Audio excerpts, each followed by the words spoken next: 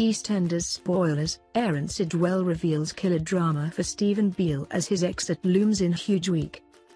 The end is nigh for Steven Beale in EastEnders as the soap kicks off its biggest ever week of drama involving gas explosions, crashes, shootings and death. And Aaron Sidwell's troubled and warped character is right at the center of it all as he is manipulated by Max Branning into committing deplorable acts. In a horrific week, Jane discovers the truth about Steven's brain tumor lie and Max's revenge plot, and Steven is instructed by Max to deal with her permanently. What follows is a dramatic struggle in Beale's which leads to Steven setting fire to the restaurant with Jane inside. As Steven battles with his conscience and the blaze spirals out of control, it's a life or death situation, and the question is, will Steven really leave Jane to die, or will his conscience take over and cause him to run into the inferno to save her, potentially bringing about his own demise? We caught up with Aaron for the lowdown on the explosive scenes ahead. It's a big week ahead for Steven. How far do you think he would go to protect his lies from coming out? He's willing to go as far as it takes, whatever that might be and whoever it may hurt.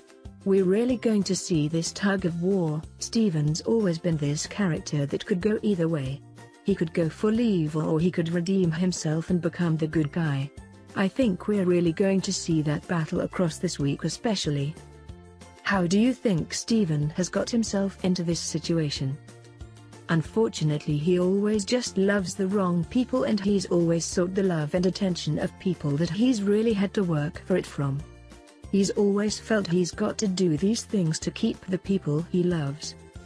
Why hasn't he come clean to Lauren and tried to put an end to it all? There was a moment when Steven had decided he was going to tell Lauren. He was going to come clean about everything. He made that decision and he went to Abby and said, "I can't do this anymore. I'm going to tell Lauren. I'm going to be honest." And then Lauren just texted him and said she wasn't coming home just yet from her mum's. From where Steven was, he thought, she thinks I'm terminally ill and this is how much she can give me? He knows coming clean to Lauren would be the end. He just can't ever bring himself to end it. He thinks at some point it's all just going to straighten itself out and it'll all go away. That's what's stopping him all the time. He doesn't want to be doing what he's doing at all. He hates what he's doing. It tortures him, but he can't see he's got any other alternative. So he hates what he's doing to Lauren? He hates that he feels he's got to do what he's doing. He thinks he didn't have any other choice. He wishes that wasn't the case. He really, really dislikes himself for it. In his head though it's like, but what else can I do? Have you been able to empathize with Steven and the situation he's got himself into? Yeah, I've had to be able to in order to play him.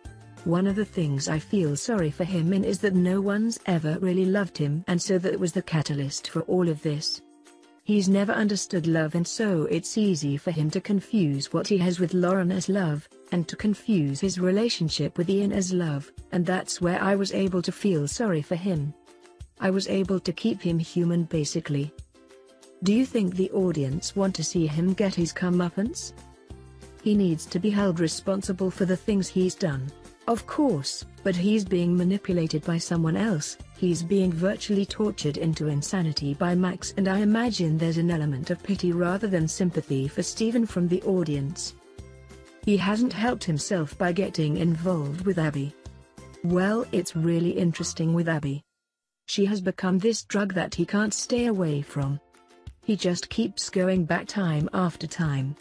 What he doesn't understand is that he's falling in love with her, and he almost doesn't want to fall in love with her, but she embraces the horribleness about him rather than making him a better person.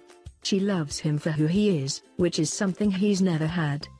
It's more like either be with Abby knowing it wouldn't be an easy life because the two of them have a darker side, or be with her and have the love and family life she's promising. Max has been manipulating Steven, and there are some great scenes between the two of them. What has it been like to film with Jake Wood? What Jake and I always have is a very clear understanding between each other that we are both very boundaryless actors. So there is an element of that within the moment, and we can do whatever we feel, and it's authentic. There are times you can see that in what we shot together and they're great memories.